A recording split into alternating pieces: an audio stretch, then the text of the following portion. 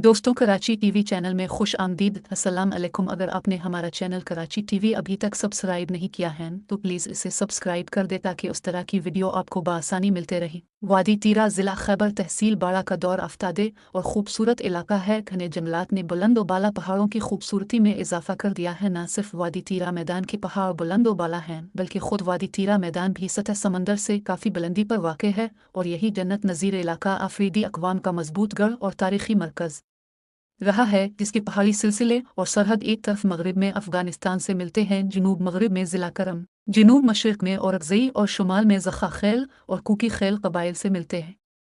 वादी तीरा मैदान के इलाके की चौड़ाई 18 किलोमीटर और लंबाई 17 किलोमीटर है।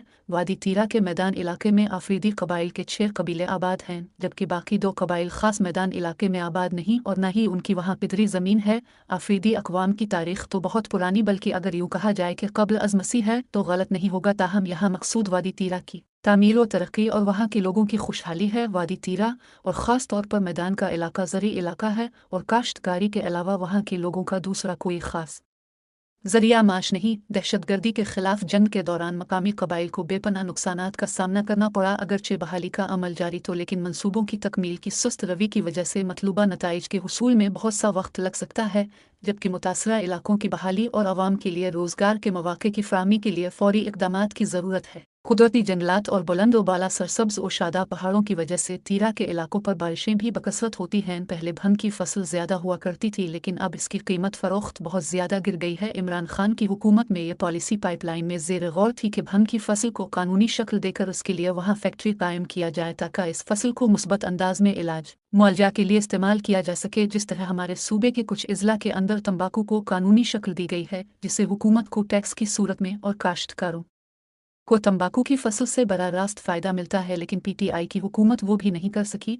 सियाहत और ज़राअत के फ़रोग़ के लिए बेपनाह मौक़े। वादी तीरा के मुख्तलिफ़ इलाकों को अगर सियाहत की गरज से भी तरक्की दी जाए तो इससे मकामी लोगों के रोज़गार में इजाफ़ा होगा। माशी लिहाज से वो मुस्तहकम होंगे। बेरोज़गारी और नशों से उनको दायमी नजात मिल सकती है और ख़ुद हुकूमत को भी टैक्स की मद में बड़ा माली फ़ायदा मिलेगा। अक्सर देखा गया है कि नशों में मुब्तला बेरोज़गार नौजवान इंतहा पसंद तंजीमों के हत्थे चढ़ जाते हैं, जिसके बुरे असरात और नताइज हम देख और भगत चुके हैं। वादी तीरा मैदान की तरफ औरकज़ई और बड़ा शैन कमर की तरफ से सड़क की तामीर पर काम तो जारी है, लेकिन कचरे की रफ्तार से, और वो भी गैर मियारी और कम चौड़ी है, जिसकी उम्र बहुत कम होगी। वहाँ चूँकि हर मौसम में बारिशें ज़्यादा और सर्दी में बर्फ़ ज़्यादा पड़ती हैं, इसलिए अगर तीरा जाने वाली सड़क सीमेंट की बनाई जाए तो पायदार होगी और आए रोज़ इसके लिए बजट नहीं रखना पड़ेगा। कुछ इलाकों में तो जैसे मैदान के बुनियादी मरकज़ी इलाके में पानी ज़्यादा है और चश्मे की सूरत में बहता है, ताहम ऊंचाई पर वाक़े बालाई इलाकों में ज़ेर ज़मीन पानी की सतह बहुत नीचे है। इसलिए ख़वातीन और बच्चे मजबूरन दूर दराज पहाड़ी कुदरती चश्मों से पानी लाने पर मजबूर होते